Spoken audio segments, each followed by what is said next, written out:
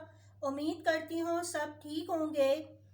जो चैप्टर आप लोग पढ़ रहे थे वो था मैटर का चैप्टर, और आज जो मैं टॉपिक आपको करवाने जा रही हूँ वो है आपकी बुक पेज नंबर 29 ओपन कीजिएगा, प्रॉपर्टीज ऑफ सब्सटेंस। ठीक है, प्रॉपर्टीज ऑफ सब्सटेंसेस जो टॉपिक है ये एक्सप्लेन होगा।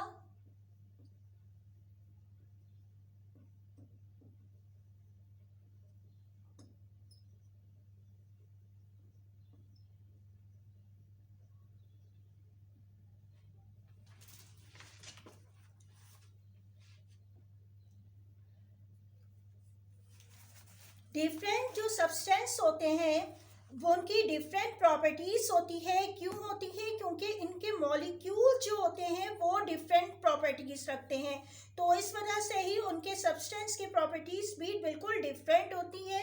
इस लिहाज से जो टॉपिक आज मैं एक्सप्लेन करूंगी आपके प्रॉपर्टीज ऑफ सब्सटेंस में, जो मेन टॉपिक आपका है वो है थर्मल कंडक्टिविटी।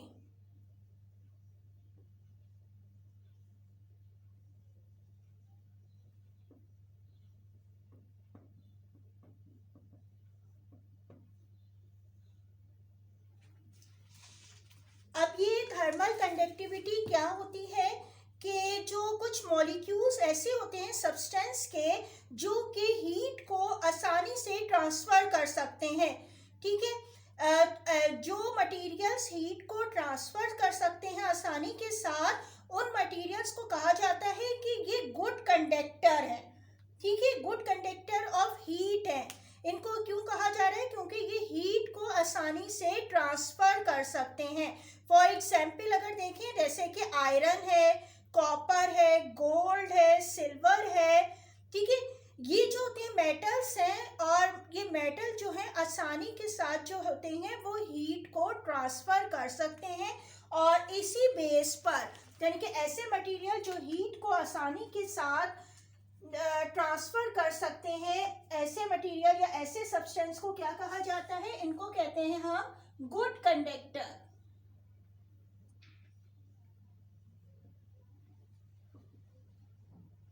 Of heat.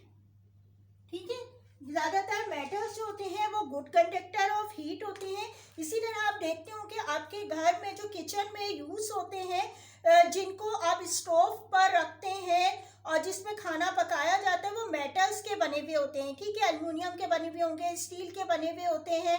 और इन जो यूटेंसिल्स को यूज किया जाता है इसीलिए इस्तेमाल किया जाता है ताकि इनमें आसानी के साथ जो है वो हीट ट्रांसफर हो सके। अगर इसकी एग्जाम्पल को मैं इस तरीके से भी आपको एक्सप्लेन करूं कि जैसे फॉर एग्जाम्पल कि अगर हम कोई एक कैंडल ले लें,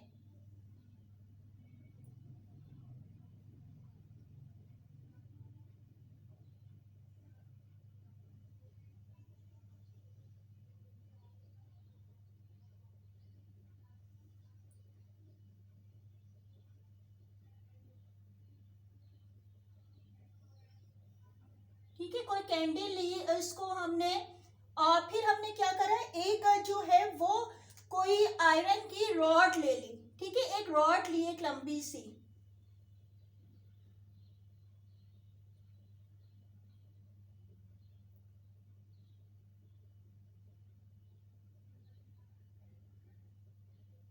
ठीक है, किस चीज की बनी हुई है? आयरन की है। या इसको जो है आयरन की रॉड के अलावा स्टील की रॉड भी ले सकते हैं। ठीक है, अगर हमने इसको ली और इसको क्या किया, गरम करना स्टार्ट किया। ठीक है, यहाँ पे आपने क्या करा, इसको अगर हम गरम करना स्टार्ट करें, यानी कि यहाँ से, अगर यहाँ से आपने पकड़ा हुआ है इसको, ठीक है, इस साइड से जो है वो आपने पकड़ा है इसको,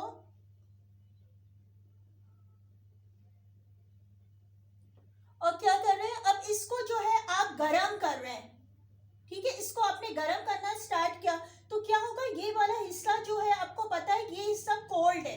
ठीक है, और ये हिस्सा क्या होगा, हॉट होना शुरू हो जाएगा, क्योंकि इस पे जो है इसका फ्लेम लग रहा है, यहाँ पे ये हॉट होगा और ये हिस्सा जो है कोल्ड होगा।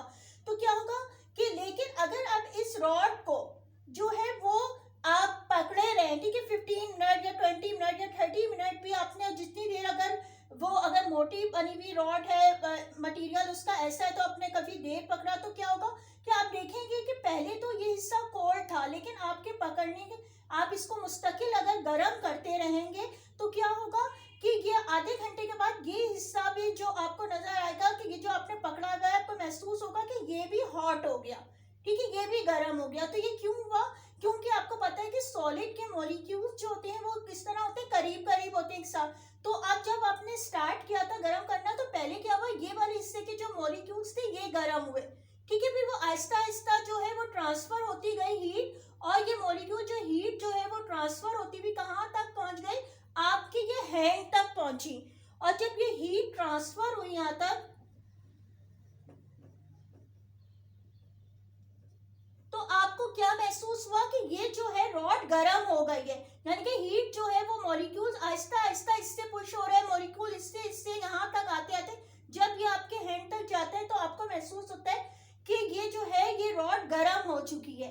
तो ये जो आयरन जो होते हैं, आयरन की बनी हुई या स्टील है या एल्युमिनियम भी आप ले लें, तो ये भी क्या होगा, इसमें हीट ट्रांसफर हो रही है। बेसिकली समझाना मकसद है कि इसमें हीट ट्रांसफर हो जाती है जो मेटल्स की बनी हुई होती हैं, और इन चीजों को क्या कहा जाता है, ऐसे सब्सटेंस को, जैसे ये रॉड है या इस तरह की बनी हुई कोई यूटेंसिल्स आप यूज कर रहे हैं, वो क्या कहलाते हैं, गुड कंडक्टर ऑफ हीट। और इसीलिए जो किचन में जो इस्तेमाल की जा रहे होते हैं यूटेंसिल्स, जो खाना पकाने के लिए इस्तेमाल होते हैं, वो भी जो होते हैं वो इसीलिए जो है स्टील के, एल्युमिनियम के यूज हो रहे होते हैं, क्योंकि इनमें जो होती है हीट आसानी के साथ ट्रांसफर हो सकती है, और इनको हम क्या कहा जाता है, गुड कंडक्टर ऑफ हीट।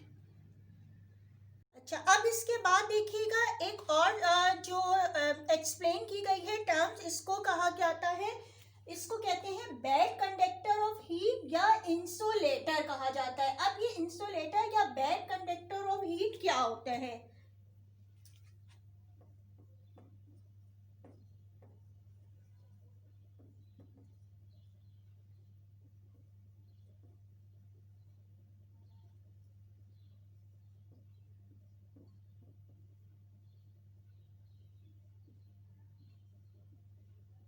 ठीक है, इंसुलेटर और बैड कंडक्टर ऑफ हीट, यानी कि कुछ जो सब्सटेंस होते हैं ऐसे होते हैं कि इनके मॉलिक्यूल्स जो होते हैं उनमें हीट ट्रांसफर नहीं हो सकती है, ठीक है, और ऐसे सब्सटेंस जो कि हीट को ट्रांसफर नहीं कर सकते हैं ये क्या कहलाते हैं, बैड कंडक्टर, या इनको हम इंसुलेटर भी कहते हैं, ठीक है।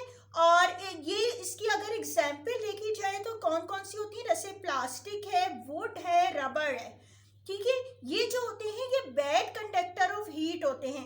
इसीलिए आपने देखा होगा कि अगर बात की जाए तो आपके किचन में जिस तरह आपको बताया गया था मेटल्स में से हीट जो होती है पास हो जाती है, तो जो आप देखते होंगे उसमें जो स्पून यूज होता है, ठीक है, जिस स्पून से खाना पकाया जाता है उसमें आप देखते होंगे कि जो इसके स्पून की जो एंड साइड होती है उसमें यहाँ पर ज्यादातर क्या चीज के, या तो वुड के बनी हुई चीज मटेरियल होता है, वुड का मटेरियल वो सब्सटेंस लगा हुआ होता है, वो होता है वुड होती है, या जो होता है प्लास्टिक होते हैं यहाँ पे, ठीक है, इसको यूज किया जाता है। जो स्पून्स होते हैं घर में जो आप जिससे खाना पकाते हैं उन स्पून की बात की जा रही है, वहां पे वुड क्यों इस्तेमाल करते हैं, इसीलिए कि यहाँ पे हीट इसमें ट्रांसफर नहीं हो सकती, और इसीलिए जब वो खाना पकता है तो क्या होता है, यानी कि हीट ट्रांसफर हो रही, तो ये वाला हिस्सा जो होता है उसमें तो गर्म हो जाएगा, लेकिन जो यहाँ पे जो हिस्से से पकड़ के आप जो पका रहे होते हैं उसको, तो वो हिस्सा गर्म नहीं होता है, और इसीलिए जो इस्तेमाल होती हैं किचन में यूटेंसिल्स, उसमें एंड के सिरे पर वुड या प्लास्टिक का जो है वो लगाई जाती है ताकि वो गर्म ना हो सके। और यही जो प्लास्टिक है, रबर है या वुड है, ये क्या कहलाते हैं, बैड कंडक्टर, और इसमें हीट ट्रांसफर नहीं होती है। और इसीलिए अगर आप वुड से बनी हुई जो रॉड है अगर आप यूज करें, अगर पूरी रॉड ही वुड की हो तो क्या होगा, वो जल तो जाएगी, ठीक है, बर्न हो जाएगी, लेकिन ये कि उसमें से हीट ट्रांसफर नहीं हो सकती। तो ऐसे मटेरियल या ऐसे सब्सटेंस जिनसे कि हीट ट्रांसफर नहीं होती, इनको हम क्या कहते हैं, इंसुलेटर या बैड कंडक्टर ऑफ हीट। और इसकी एग्जाम्पल है प्लास्टिक, रबर एंड वुड।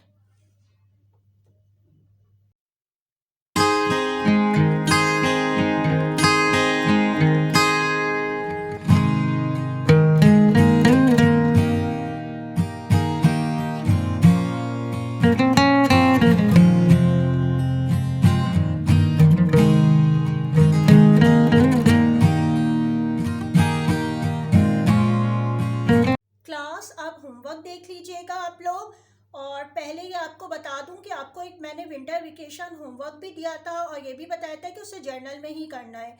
ठीक है, आपका चैप्टर मैटर का था और क्वेश्चन 13 तक आप विंटर वेकेशन से पहले कर चुके थे। ठीक है, अब 13 क्वेश्चन तक होने के बाद उसी के बाद ही विंटर वेकेशन होमवर्क आपने किया होगा।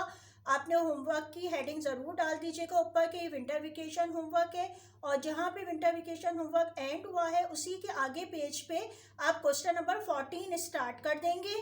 ठीक है, मैटर का चैप्टर कंटिन्यू रहेगा वहीं पे, और इसके क्वेश्चन नंबर 14 के ऊपर आपने मैटर चैप्टर की हेडिंग दोबारा डाल दीजिएगा।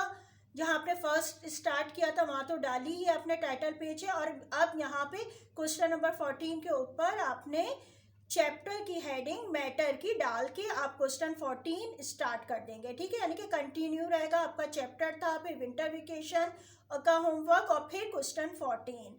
मैं क्वेश्चन पढ़ रही हूँ, देख लीजिए। Define good conductor of heat, also give examples. सबसे पहले आपने हेडिंग डालनी है गुड कंडक्टर ऑफ हीट, फिर आंसर लिखना है substances that can carry heat are called good conductors of heat. आप इन्वर्टेड कॉमास क्लोज, और इसको इसी तरीके से लिखिएगा आप लोग इन्वर्टेड कॉमास में दोनों साइड पे गैप देके।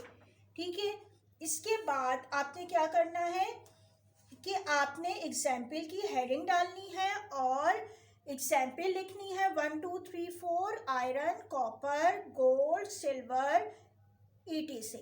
ठीक है, और आप सामने देख रहे होंगे डायग्राम आपको नज़र आ रही है, डायग्राम आपने बनानी है front of the question number 14।